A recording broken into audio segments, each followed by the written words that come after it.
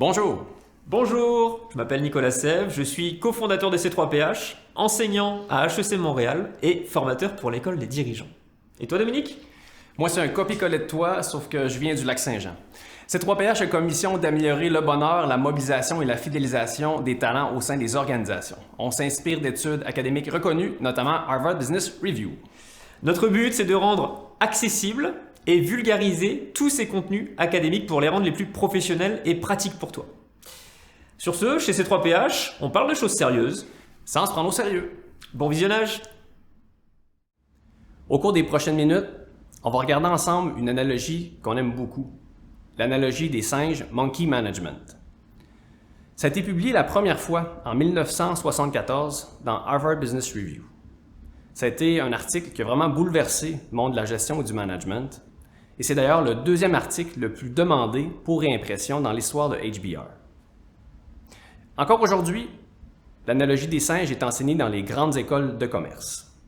L'analogie proposée par William Onken Jr., qui est l'auteur original de la publication, elle est fort simple. Les tâches deviennent des singes. Et les singes suivent constamment la personne qui en est responsable. Donc les singes sont sur son épaule, sur son ordinateur, vont jouer dans le classeur avec les papiers. Comme tu peux l'imaginer, plus tu as de singes dans ton bureau, plus c'est difficile de te concentrer et de mener à bien une tâche. Les singes peuvent également être échangés entre collègues. Donc, tu auras compris que lorsque je transmets une tâche à un collègue, dans l'analogie, je vais transmettre mon singe. Ce qui est fascinant, et tu l'as peut-être observé dans ton milieu de travail, c'est que certaines personnes sont excellentes pour donner des singes à d'autres personnes. Inversement, d'autres personnes adorent s'occuper des singes et on ne se gêne pas pour leur en donner davantage parce qu'elles en redemandent à chaque fois. Voici un exemple de comment se transmet un singe au travail. Dans le cadre de cet exemple, je serai le donneur de singes. Et moi, je serai le receveur de singes. Ouais Geneviève, ouais d'accord, c'est le rapport prévu là pour Gaëtan. Ok, bon, c'est bon, c'est bon, on va s'en charger avec Dominique, ouais c'est bon, pas de soucis, merci beaucoup.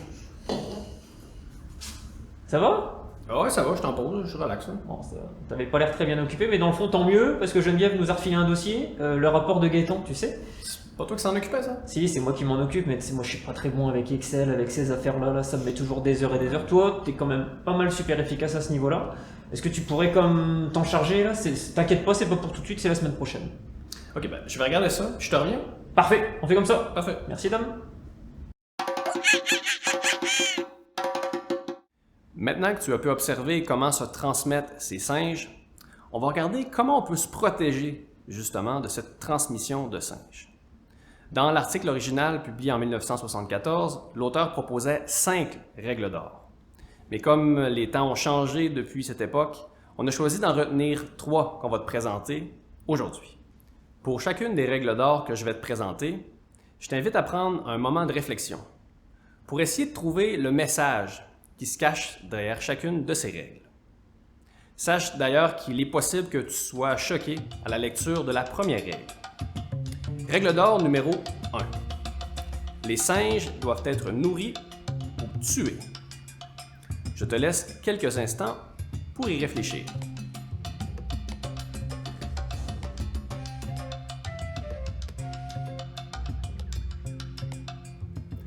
Voici le message derrière cette première règle d'or. L'idée de nourrir le singe veut dire en prendre soin, le faire grandir. Pour une tâche, ça veut dire tout simplement faire la prochaine étape pour sa réalisation, pour faire en sorte qu'on réussisse justement à réaliser la tâche dans son entièreté. L'idée de tuer le singe, à l'inverse, veut dire d'éliminer la tâche, parce que la tâche n'est plus pertinente pour toi ou pour l'organisation. Règle d'or numéro 2. La population de singes ne devrait pas excéder la capacité de la personne à les nourrir. Je te laisse encore quelques instants pour y réfléchir.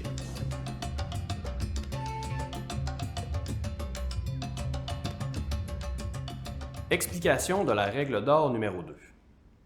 Derrière cette idée, c'est la capacité de la personne à travailler sur plusieurs tâches.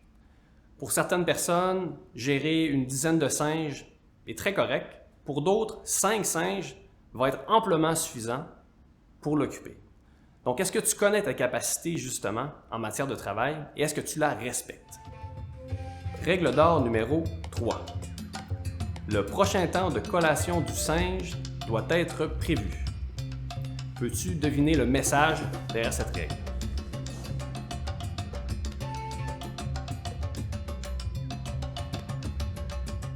Pour cette règle d'or, le message est fort simple. Une tâche doit être planifiée, c'est-à-dire qu'on doit savoir quelle est la prochaine étape pour réaliser cette tâche dans son entièreté. Si on revient à l'analogie, on peut très bien imaginer une personne qui est dans son bureau avec plein de singes et on ne sait pas quelle est la prochaine étape pour ces singes-là. On n'a pas prévu de temps de collation, on ne sait pas quand ces singes vont être donnés à quelqu'un d'autre, vont pouvoir grandir. Et à un certain moment, si on se retrouve avec plein de tâches non planifiées, plein de singes non nourris, ceux-ci vont devenir très dérangeants pour la personne dans son travail. On espère que tu as apprécié cet extrait de formation. Si tu l'as aimé, on t'invite d'ailleurs à t'y inscrire directement. Si tu souhaites en savoir davantage, on a beaucoup de matériel pédagogique à ta disposition, des fiches pratiques professionnelles, des quiz d'auto-évaluation pour te connaître davantage et plein d'autres thèmes de formation à ta disposition. C3PH, en attendant les robots, développons ensemble ton potentiel humain et celui de ton organisation.